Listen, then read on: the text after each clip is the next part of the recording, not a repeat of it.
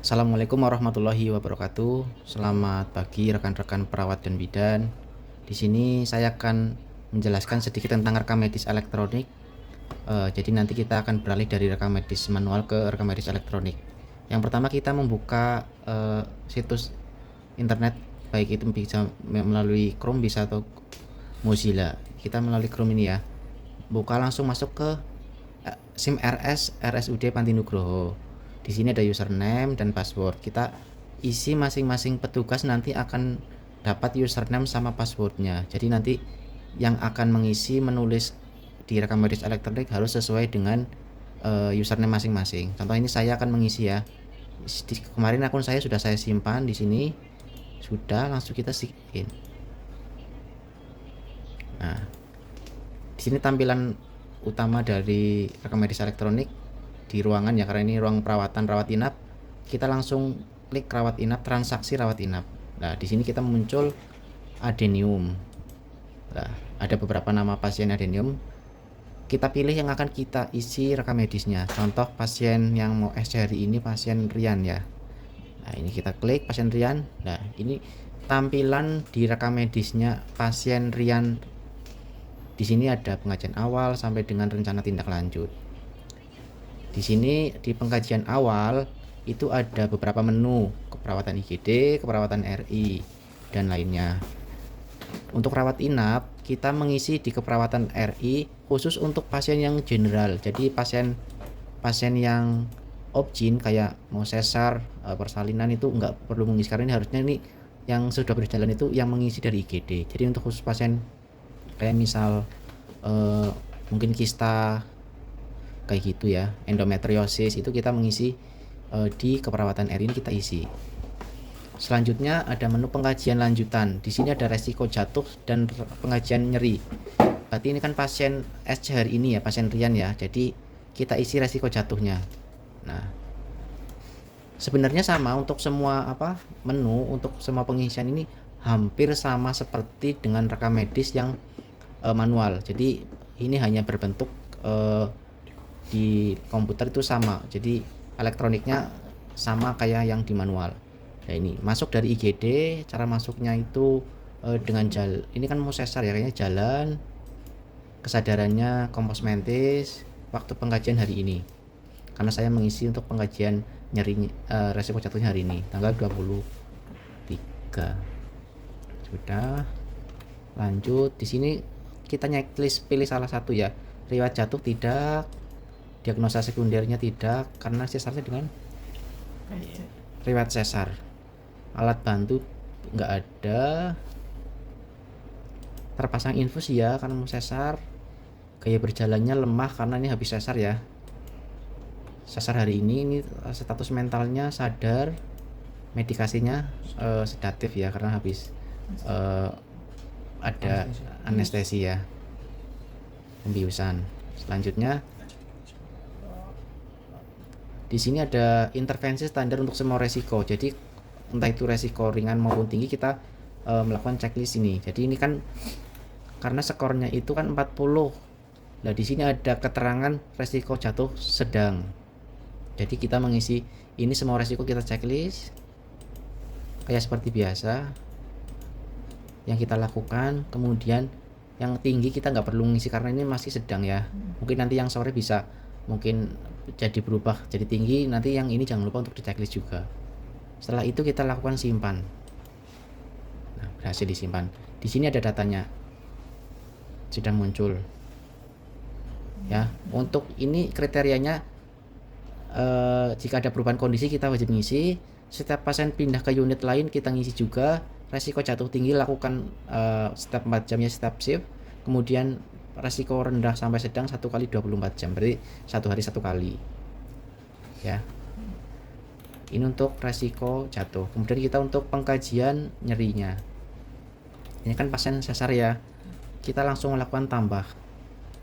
Nah, sama seperti rekam medis yang manual, ada tanggal hari ini, kemudian jamnya jam berapa hari ini, jam 9.56, 09.56.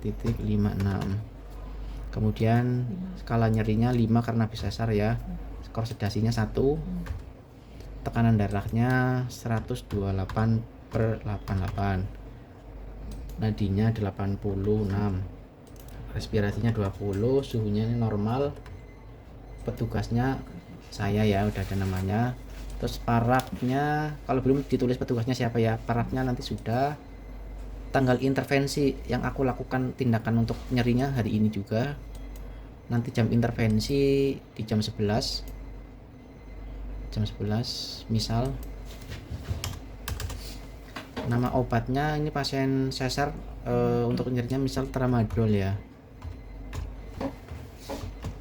Dosisnya 3x1, rutenya drip.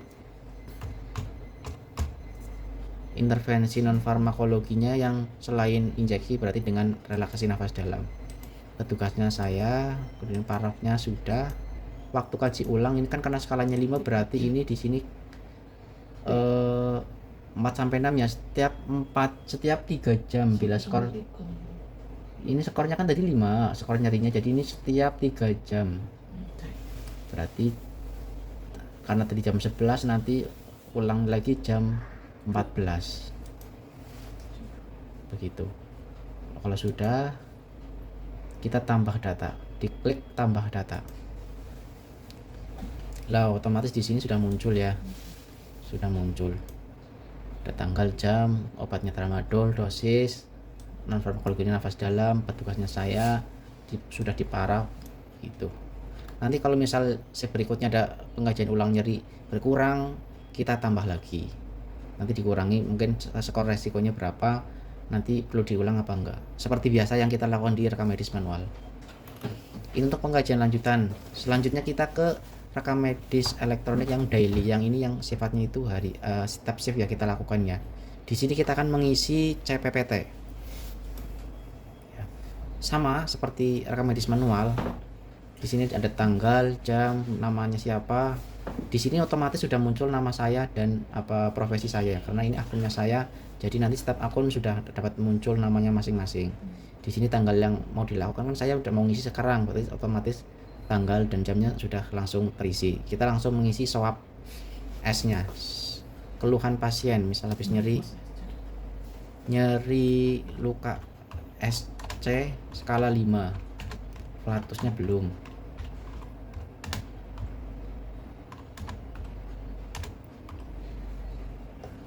Kalau bisa jangan disingkat ya. Terus ya. Selanjutnya ya, di objeknya ini kan tanda vital dan pemeriksaan fisik lainnya. O-nya berarti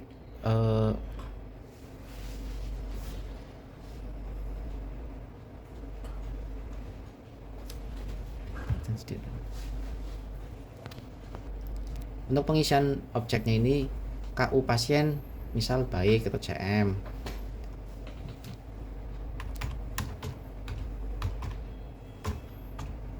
Terus PPP-nya misal DPN dalam batas normal.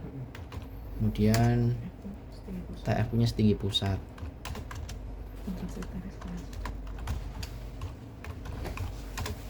Ini sebagai contoh ya, nanti masing-masing itu melengkapi sendiri sesuai dengan kasus pasiennya ya.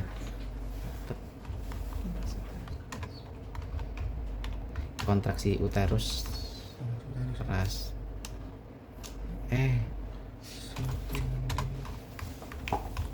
Nah, terus kontraksi uterus teraba keras. Ini sebagai contoh saja ya. Teraba ya. Kita lanjut ke pemasukan tensinya ya. Tensinya kan tadi 128/88. Suhunya 36, nadinya 36, nadinya 20. Ini nadinya 86 tadi ya. Berat badan pasien 7 ya 56 ya. Tinggi badan 151. SPO-nya 100. GCS-nya 15. Ini sudah kompos mentis, alergi obat strip tidak ada ya. Asesmennya yang diberikan berarti kita Ini diagnosa keperawatan, berarti nyeri akut berhubungan dengan agen pencedera fisik, injury fisik.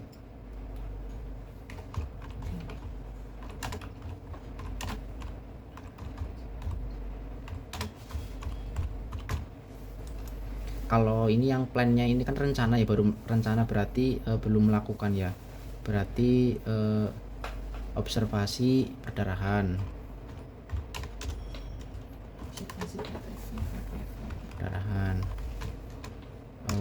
Selanjutnya manajemen nyeri, relaksasi nafas dalam.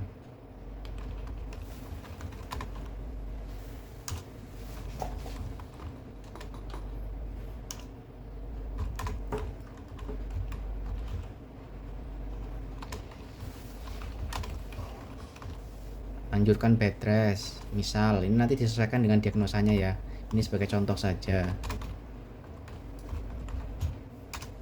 Selanjutnya apalagi kalau pasien nyeri, relaksasi nafas dalam sudah, anjurkan bed rest, pemberian analgetik, kolab medis saja, kolab ya. Nah, instruksinya di sini juga sesuaikan dengan plannya, berarti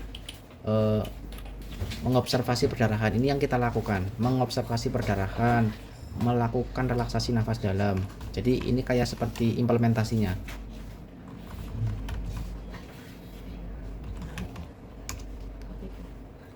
Melakukan relaksasi nafas dalam.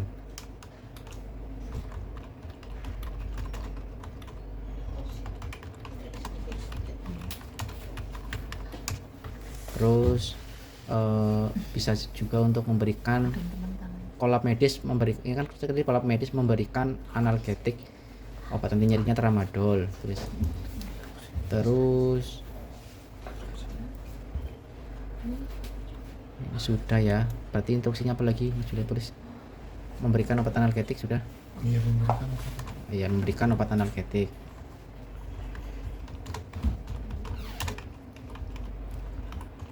Bisa juga untuk menciptakan lingkungan yang nyaman.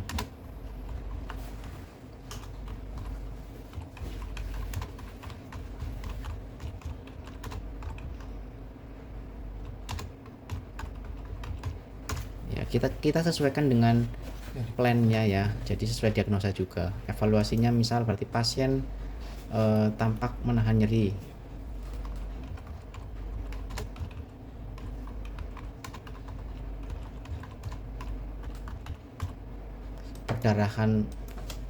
Perdarahannya PPV kurang lebih 50 cc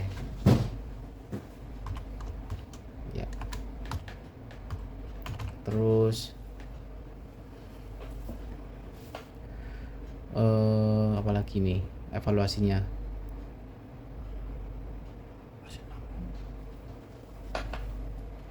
ya mungkin bisa juga pasien tampak bisa melakukan relaksasi nafas dalam ya, bisa melakukan relaksasi nafas dalam.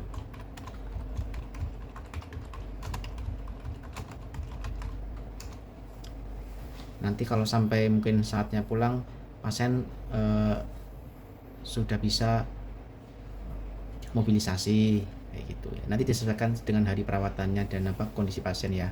Ini sebagai contoh saja.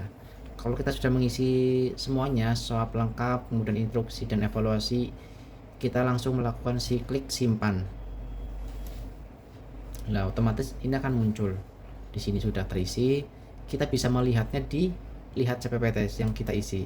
Nah, ini sama seperti yang di rekam medis manual. Di sini ada jam, ada pemberi asuhannya siapa, ada swabnya. Nah, di sini ada instruksi PPA-nya ini kemudian belum diverifikasi oleh DPJP-nya, yaitu dokter ijazah ini di atas, dokter ijazah belum memverifikasi. Sudah ya, ini bisa dilihat, kalaupun nanti bisa dicetak juga ya. Ya. Kemudian kita akan melakukan pengisian ASKEP. Jadi di sini pengisian ASKEP kita langsung mengambil dari CPPT tadi, karena kan isiannya sama ini. Tanggal, subjek objeknya, SOAP-nya sama persis kayak CPPT. Jadi kita tidak perlu mengisi ulang, karena kan kita satu shift satu kali ya. Jadi kita langsung ambil ASKEP, kita ini ada tombol biru ambil dari CPPT. Ini kita klik. Nah, ini yang tadi aku isi di sini sudah muncul otomatis. Jadi kita tinggal pilih. Jika ada banyak, kita tinggal pilih sesuai yang kita lakukan di tanggal dan jamnya. Pilih. Nah, otomatis datanya sudah langsung tercopy. Jadi kita tinggal langsung melakukan simpan. Nah, di ASCII langsung sudah jadi. Ini ya. Kita bisa melakukan edit juga atau hapus. Di sini ada menunya. Kita lihat ASCII kita yang isi dari CPPT. Sama, isiannya sama. Cuma tampilannya ini rekaman asuhan keperawatan. Gitu. Ya cukup mudah ya untuk ngisi CPPT, langsung dilinkkan ke ASCII ya. Jadi nggak perlu kita ASCII ngisi ulang. Kalau sudah, kita kan ada misal ada obat yang harus ditulis di CPO, tambahan dari misal dari ruang operasi, tambah obat, kita akan di sini diklik. Nah, kita klik dicari. Nah, di sini ada obat muncul. Kalau misal nggak ada di sini, kita tulis saja misal cefazolin. Ya, cefazolin nih injeksi. Jumlahnya berarti pemberiannya berapa kali? Berarti pagi sore kan ya, berarti kan sampai pulang 3 ya? 2 sore sama paginya. Pagi ya berarti 2 ya, 2 kali. Ini vial aturannya 2 kali 1, dosisnya 1 gram. Vial ada nggak ya? 1 gram nggak ada, tulis aja lah 1 gram intravena ya. Nggak ada ya, sudah makan nggak ada, tambah saja intravena. Nah, berarti kan pagi sama sore ya, malamnya kita simpan. Selesai. Nah, ini ada datanya ya. Misal kita tambah lagi, coba kita tambah lagi misalnya obat yang oralnya misal cefadroxil ya.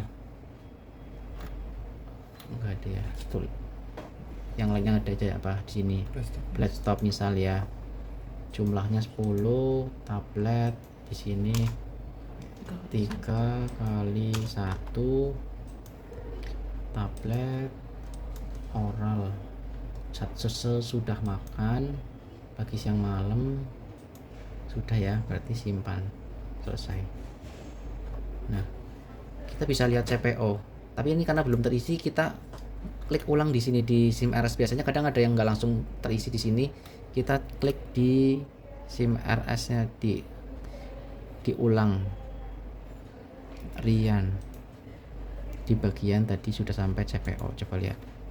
Oh, masih belum ngisi ya.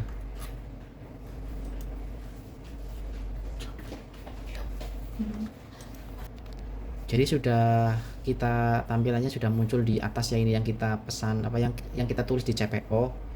Kita tinggal menambahkan jamnya. Tadi jamnya belum ditambahkan ya untuk pemberiannya. Misal dari cefazolin tadi masuk jam 7 pagi.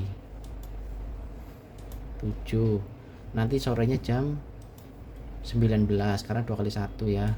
19. Ini kita langsung klik tombol yang warna hijau plus ini, tambah CPO lah, otomatis muncul di bawah. Selanjutnya yang blood stop ini, kita tadi 3 kali 1 pagi siang malam ya. Paginya otomatis misal ini sebagai contoh saja jam 8, nggak masalah, jam 8 berarti tambah 8 16 di siangnya jam 16, sore ya, sore jam 16, malamnya jam 16.22. Kita coba klik tombol hijaunya ditambahkan. Nah, di sini sudah muncul di CPO, kita bisa melihat. Nah, ini CPO yang kita isi. Cefazolin 2 kali 1 gram, ini jam pemberiannya jam ini. Ini sama persis yang kita tulis di CPO manual sebenarnya ya, tinggal kita nanti untuk program obatnya kita sesuaikan masing-masing ya. Ini sebagai contoh saja ya. Nah, bisa di print juga kalau butuh. Selanjutnya ini CPO sudah, kita akan ke RM general. Di sini yang kita butuhkan ada menu transfer internal, resume, kemudian grafik, suhu, dan nadi ya yang harian kita isi, kemudian edukasi, kemudian surveillance. Apabila kita melakukan pemasangan infus di ruangan atau pemasangan DC, kita wajib mengisi surveillance ya. Contoh saja ini dari yang Awata sendiri, transfer internal, kita klik, kita akan pasien mengirim ke ruang operasi, misal diisi ya, ruang awal dari adenium, ruang tujuan ini pasien mau SC, IBS, instalasis bedah sentral, petugas yang dihubungi, Rahadian Disa,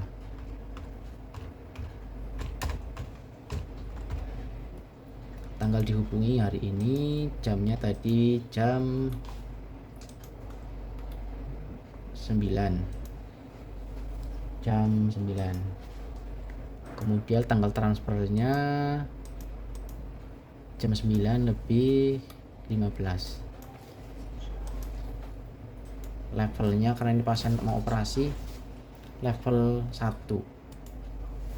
Jadi dengan berangkar, petugas pendamping perawat, kualifikasi pendampingnya PTCLS atau APN bisa, sesuai yang ngirim siapa, atau profesinya misal bidannya APN, anamnesanya kenceng-kenceng,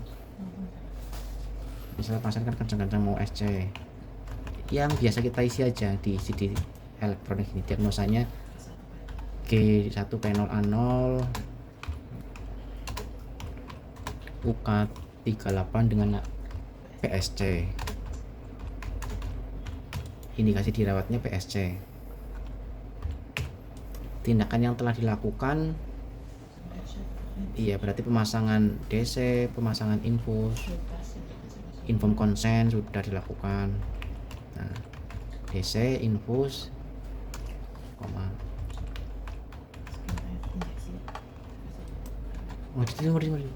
bentar, DC, infus, kemudian inform konsen, pemberian inform konsen, skin test, terus inform konsen. Ya kalau yang diisi apa banyak ya kita masukkan semua, tapi yang sesuai kita isi aja lah. Kalau tindakan sebenarnya ini banyak banget, tapi yang intinya saja lah ya. Inform konsen tambahin.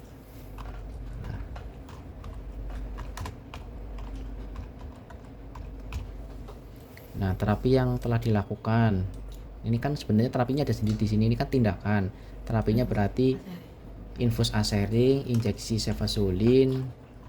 Nah itu berarti ini dilepas, dihapus ini. Bentar, ini kan dari sana sudah ada ininya ya, kita oh ini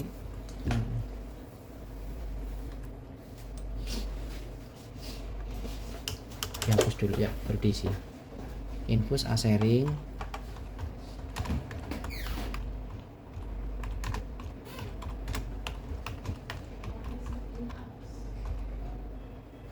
ya. Selanjutnya dokumen yang diserahkan RM, obat nggak ada yang diserahkan, laporat, barang pasien nggak ada, lain-lain nggak ada, misal EKG lah misal, kalau enggak ya nggak usah. Keadaan umumnya baik, tensinya 100,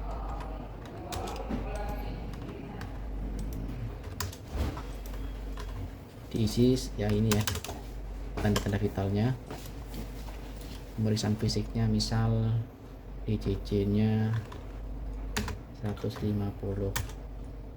kali per menit, catatannya mungkin ada catatan kayak misal DC nya rembes apa misal infusnya di pergelangan tangan atau gimana, nggak misal ada catatan yang tertentu lah. Ini kalau nggak diisi ya di strip aja. Nah, keadaan umum setelah transfer nanti diisi sekalian nggak. Sebenarnya ini yang isi dari ruang ibu itu ya, operasi ya. Coba diisi.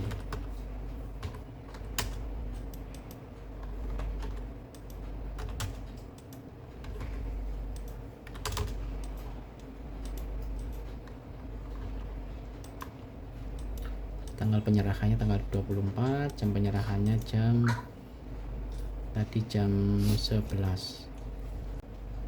Jadi untuk pengisian transfer internal itu untuk jamnya itu menggunakan titik 2 ya, biar bisa disimpan. Tadi kan nggak jadi disimpan, jadi ini jam transfer 10.2.00 atau bagaimana, jadi nanti bisa disimpan. Nah kalau sudah disimpan, kita bisa melihat di sini data transfer internalnya, bisa kita lihat nih, sudah muncul, bisa kita edit, hapus, atau dicetak, misal dicetak. Nah ini data internalnya sudah muncul seperti transfer yang pada lembar rekam medis manual, sama seperti itu ya. Sudah, selanjutnya kita ke resume.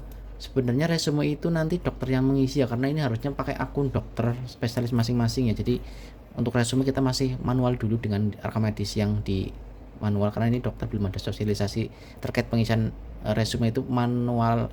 Resume itu dokter spesialis atau kita itu menggunakan akun dokter, ini belum ada informasi lanjut. Selanjutnya pengisian grafik, ini juga sudah ada. Untuk pengisian grafik kemarin diajarkan, ini kan ada pilih warna ya, untuk merah nadi, untuk biru itu suhu. Contoh kita merah ya, merah itu nadinya di angka 80 ya, misalnya digambar saja. Nah untuk suhunya bisa di angka 36, kita gambar. Nah di sini jangan lupa ya,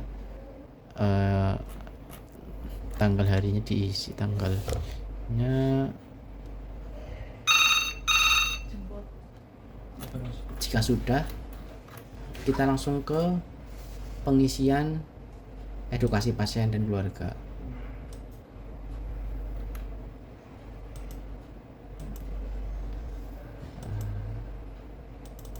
Menu edukasi pasien, sebentar.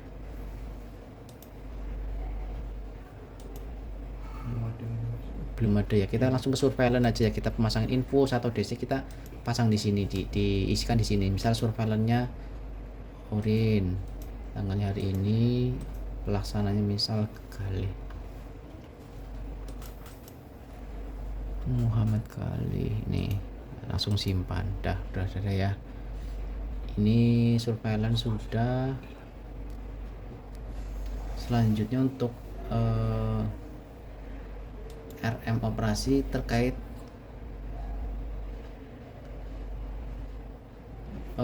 sebenarnya kemarin untuk pengisian pasien yang akan operasi itu di RM operasi ya. Untuk RM operasi ini kan untuk RM-nya IBS ya, mohon maaf.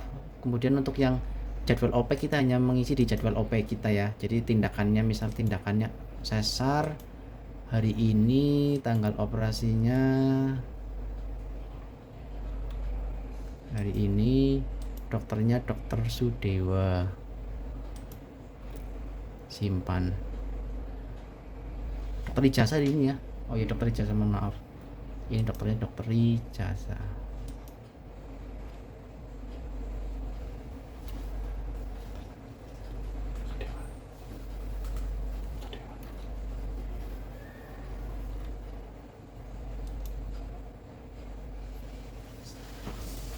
Ya otomatis nanti sudah muncul di sini ya, tanggal operasi, tindakan, dokternya siapa. Selanjutnya untuk resep ada 3 ya, e-resep yang dibawa pulang, dan data resep. Kita hanya mengisi yang e-resep dan resep yang dibawa pulang. Kalau misal pasien pulang, ditulis di e-resep yang dibawa pulang. Kalau misal kita menuliskan resep ke apotek tambahan obat untuk rawat inap, kita di resep.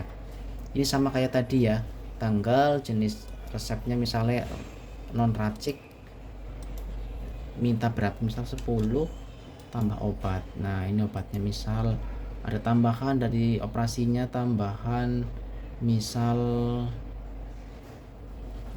ketoprofen. Ini ketoprofen sudah ada nih, ketoprofen. Bisa dipilih ya. Nah ketoprofen jumlahnya misal kita butuh 2. Ini aturannya 2 kali 1. Ini misal saja ya, sub ini obatnya lewat anus, lainnya cara pakainya lewat anus, pagi sama malam tambahkan. Nah, udah muncul ya detail obatnya, misal Ibuprofen. Seperti itu ya untuk penambahan resep. Kalau resep dibawa pulang sama, tinggal menunya beda. Nah, dari non racik-racik nanti kalau sudah simpan. Selanjutnya untuk penunjang kita bisa melihat di sini hasil lab terbaru atau lab yang lama kita bisa melihat di penunjang. Untuk pemeriksaan kita yang sudah ajarkan ya, untuk pemeriksaan rawat inap wajib diisi bilingan pasien ya. Untuk ini untuk klaimnya kita untuk jasa tindakan kita hanya di pemeriksaan sini ya. Sama seperti dulu ditambahkan pemeriksaannya apa nanti disimpan. Jangan lupa diganti untuk ininya, diganti sal adenium. Itu ini jadwal operasi yang tadi sudah ya untuk diisi ketika pasien mau operasi. Terus rencana tindak lanjut kalau misal pasien sudah dibolehkan pulang, status pulangnya diizinkan atas permintaan sendiri atau persetujuan dokter, begitu ya. Sementara itu sosialisasi rekam medis elektronik ya. Jadi nanti wajib mulai hari ini dan seterusnya. Nanti untuk pengisian RME nanti dilakukan setelah pengisian rekam medis yang manual itu terisi semua. Jadi kalau misal RME yang manual sudah selesai, petugas untuk mengisi RM elektronik tiap pasien ya diisi sebisanya dan maksimal harus ya selengkap mungkin lah, karena nanti ini akan dievaluasi. Jika sudah rekam medis elektronik sudah lengkap, mungkin yang RM manual akan tidak diisi ya, dihilangkan ya. Jadi seperti itu.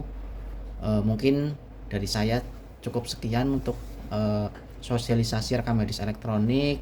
Untuk selanjutnya saya mohon maaf apabila saya dalam menyampaikan banyak kesalahan atau kekurangan, entah itu suaranya kurang jelas atau banyak sedikit amis, ataupun tampilan di layar kurang jelas juga. Saya mohon maaf yang sebesar-besarnya. Billahi taufiq wal hidayah. Wassalamualaikum warahmatullahi wabarakatuh.